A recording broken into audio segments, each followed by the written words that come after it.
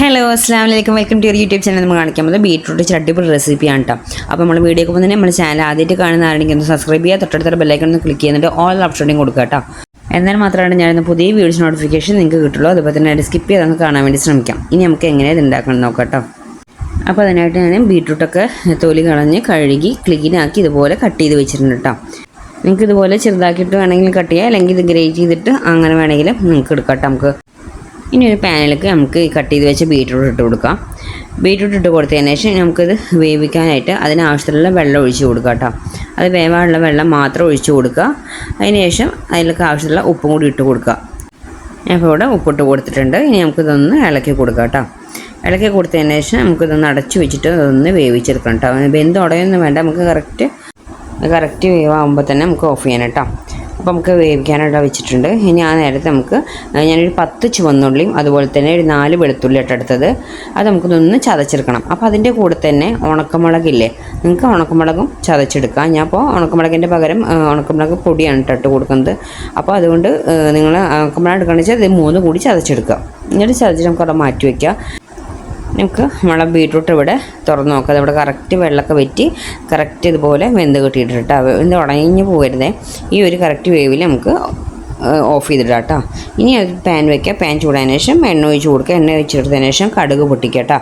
കടുക് പൊട്ടിയതിന് ശേഷം നമ്മളിവിടെ ചതച്ച് വെച്ച ചുവന്നുള്ളിയും വെളുത്തുള്ളിയും ഇട്ട് കൊടുക്കുക. എന്നിട്ട് അതൊന്ന് മൂപ്പിച്ചെടുക്കുക കേട്ടോ. അപ്പോൾ ഈ ചുവന്നുള്ളിയും വെളുത്തുള്ളിയും നമുക്ക് മൂപ്പിച്ചെടുക്കുമ്പോൾ നല്ലൊരു സ്മെല്ലാണ് വരിക കേട്ടോ. അപ്പോൾ ഇത് കഴിക്കാൻ നല്ല ടേസ്റ്റാണ് കേട്ടോ. അപ്പോൾ ഈ ബീറ്റ്റൂട്ട് ഇഷ്ടമില്ലാത്തവരൊക്കെ ഉണ്ടെങ്കിൽ ഇതുപോലെ ഒന്ന് ഉണ്ടാക്കി നോക്കുക. നല്ല ടേസ്റ്റാണ്. കഴിക്കാത്തവരടക്കം കഴിക്കും. വെറുതെ ഇരുന്ന് കഴിക്കാൻ പോലും നല്ലൊരു ടേസ്റ്റാണ്. ചോറിൻ്റെ കൂടെ ഇനിയിപ്പോൾ വേറെ കറികളില്ലെങ്കിൽ ഇത് മാത്രം ഉണ്ടായാൽ നല്ല ടേസ്റ്റാണ് കേട്ടോ. ഇനി ഞാൻ ഉണക്കമുളക് ചതച്ചിട്ടില്ല, ഇതിൻ്റെ കൂടെ ഞാൻ പൊടിയല്ല ഇട്ട് കൊടുത്തത്. അപ്പോൾ 1 ടേബിൾ സ്പൂൺ ഉണക്കമുളക് ചതച്ചത് ഇട്ട് കൊടുത്തിട്ടുണ്ട് കേട്ടോ. അത് ഇട്ട് കൊടുത്തതിന് ശേഷം കുറച്ച് കറിവേപ്പില ഇട്ട് കൊടുത്ത് ഒന്ന് ഇളക്കി കൊടുക്കുന്നുണ്ട്. അതൊന്ന് മൂത്ത് വരുന്ന ഇളക്കി കൊടുക്കുക. അപ്പോൾ നമ്മളിത് ബീറ്റ്റൂട്ട് മെഴുക്ക് പറ്റി ബീറ്റ്റൂട്ട് തോരനൊക്കെ ഉണ്ടാക്കില്ലേ, അപ്പോൾ ഇത് അതിനായിട്ട് ഒന്ന് വെറൈറ്റി ആയിട്ടുള്ളതാണ്. അപ്പോൾ ഇതുപോലെ ഉണ്ടാക്കാത്തവരുണ്ടെങ്കിൽ എന്താണ് ഉണ്ടാക്കി നോക്കണം കേട്ടോ. ചോറിൻ്റെ കൂടെ ഇതും ഒരു ഓംലേറ്റൊക്കെ ഉണ്ടെങ്കിൽ അല്ലെങ്കിൽ ഒരു പപ്പടം ഉണ്ടെങ്കിൽ നല്ല ടേസ്റ്റാണ് കേട്ടോ. അപ്പോൾ നമ്മൾ അതൊന്നൊക്കെ മൂത്ത് വന്നതിന് ശേഷം നമ്മളിതാ വേവിച്ച് വെച്ച ബീറ്റ്റൂട്ട് ഇട്ട് കൊടുത്തിട്ടുണ്ട്. അതിട്ട് കൊടുത്തതിന് ശേഷം നന്നായിട്ട് മിക്സ് ചെയ്ത് കൊടുക്കുക കേട്ടോ. അത് പെട്ടെന്ന് ഉണ്ടാക്കിയിട്ട് തീരും. നമുക്ക് ആ കട്ട് ചെയ്യുന്ന ടൈം മാത്രമേ എടുക്കുകയുള്ളൂ. അതുപോലെ നല്ല ടേസ്റ്റുമാണ് കേട്ടോ. അത് നമ്മൾ ആ തോരനും അതുപോലെ മെഴുകുവരട്ടിയൊക്കെ വെക്കാനായിട്ട് ഒരു വെറൈറ്റി ടേസ്റ്റാണ്. അതൊക്കെ നമ്മൾ മിക്സ് ചെയ്ത് കൊടുത്തതിന് ശേഷം നമ്മൾ തേങ്ങ ഇട്ട് കൊടുത്തിട്ടുണ്ട് കേട്ടോ. അപ്പോൾ തേങ്ങ കുറേ നമ്മൾ ബീറ്റ്റൂട്ട് എത്ര ഉണ്ടെങ്കിൽ അതിനനുസരിച്ച് തേങ്ങ എടുക്കുക കേട്ടോ. അതിലും തേങ്ങ ഒരുപാട് കൂടണ്ട. അതിട്ട് കൊടുത്തതിന് ശേഷം നന്നായിട്ട് ഇളക്കി കൊടുക്കുക കേട്ടോ.